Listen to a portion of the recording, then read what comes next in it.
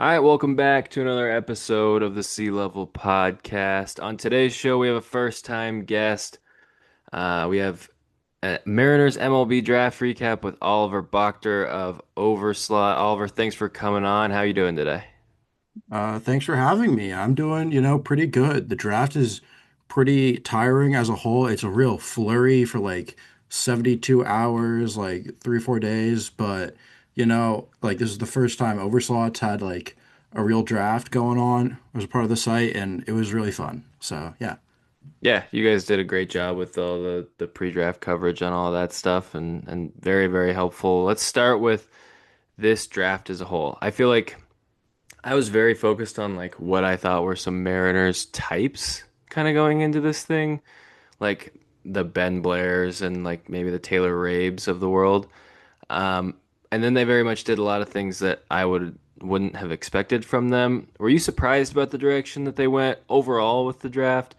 And do you think it's fair or unfair to say that this was like kind of a restock of kind of like the mid tier of this farm? Yeah, kind of Mariners types is like kind of an archetype as a part of the draft as a whole. Like they have generally considered like guys that they kind of like guys that they have targeted over the years in the Dipoto era. And I was pretty surprised by a lot of these picks. I felt like they definitely broke away from what people considered to be their types a lot. And I think that it does. I think that filling the middle part of the farm system is kind of fair because it was a draft that you didn't go super, super underslot for anybody, and you didn't really go overslot for anybody. No. And they played it pretty straight, which is a little confusing just because like that's not typically how they operate, or really many people operate in the draft. And just the profiles I took were also very different. Yeah. Yeah.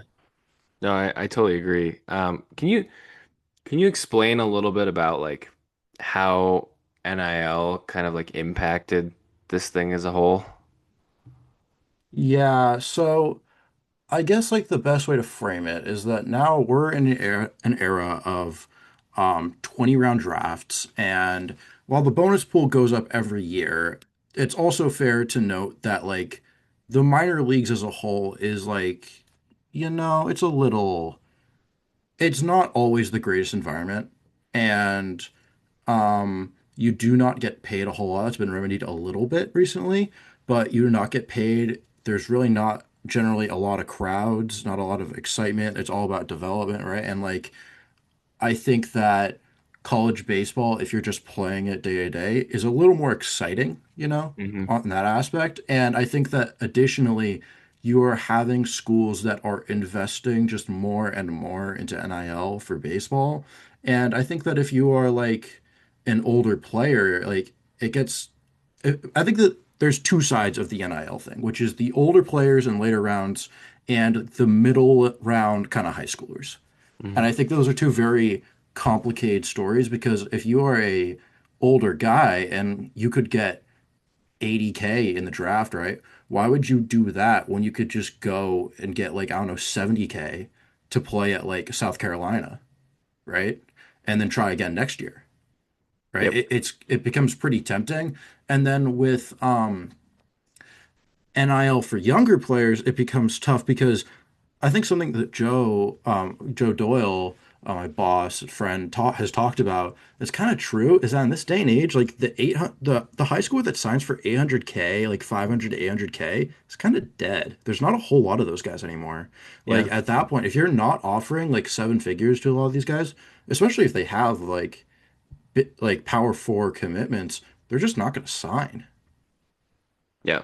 Yeah, it's such a fascinating world that we're living in with that whole thing. And like the other part of it is too, some of these colleges have like you could I don't know how much like some of the listeners have been around like minor league facilities, but these colleges have way, way, way better facilities than a lot of these minor league affiliates. These guys are going to be spending their whole, summers at. So that's another part of it that I think is probably plays into that. Can you talk about Seattle's first round pick, Ace Reese? kind of give a little scouting report on him, and then whether or not there were like other guys there that you felt like you liked more for them. Um, I think that Ace Reese I think this is a very polarizing pick. And I think that as a Yeah. whole, it's a very polarizing player for a lot of reasons. And I think that he is a player you'll see as high as within the top 20, maybe up to 15 on some boards. And I think that he is a player you'll see as low as like 45 on boards. Mm. And I generally find myself kind of in the middle. I think the thing with Ace Reese, he is listed as a third baseman. I do not believe he's a third baseman. That I don't think the defense works there. I've seen some people say that he's a first baseman. I watched him as a freshman at Houston. He could play the outfield. I think that they should try that and see how it looks. It's been a couple of years, but ultimately, like first base, like left field, right field, who cares? You're talking about a cornerback, right? You are talking about a legit SEC performer. He has hit, I think, 45 home runs over the last 2 years at Mississippi State. He's just racked up extra base hits galore. He has a really pretty left-hand swing, extremely good feel for the barrel.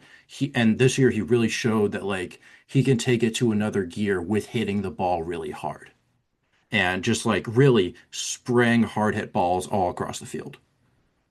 And I think where it gets a little complicated is that this is a corner guy who, you know, had some platoon issues coming into the year. I had some concerns with left-handed pitching and right-handed changeups. And the left-handed pitching thing kind of dissipated, but the right-handed changeup thing kind of didn't. And that was kind of a hole for him. And I think ultimately what you're talking about when you kind of zoom out is that you're talking about a corner bat that is going to chase a bit, is going to whiff a bit, and he doesn't really have a solidly plus tool. And I think that's what makes him a little scary because I think when you zoom out, it's a little easy to dislike the profile. And I think Yeah. when you look closer, it's easy to really like what he does at the plate, the little things, and what he can do. So I think that it's a tough little evaluation, to be honest. Yeah, it was just very weird, I feel like, because it was just there was a lot of Mariners types, I feel like, that were in and around that range. And this just didn't feel like it didn't feel like one of them. Which isn't necessarily a good or a bad thing. They've strayed in different ways before. But yeah, it was kind of an interesting one for sure. Then they go from Ace Reese. Oh, I guess to finish that part up, who else was kind of around there, or what did you think that they were going to do with that pick? Was Ace Reese even like really in your mind?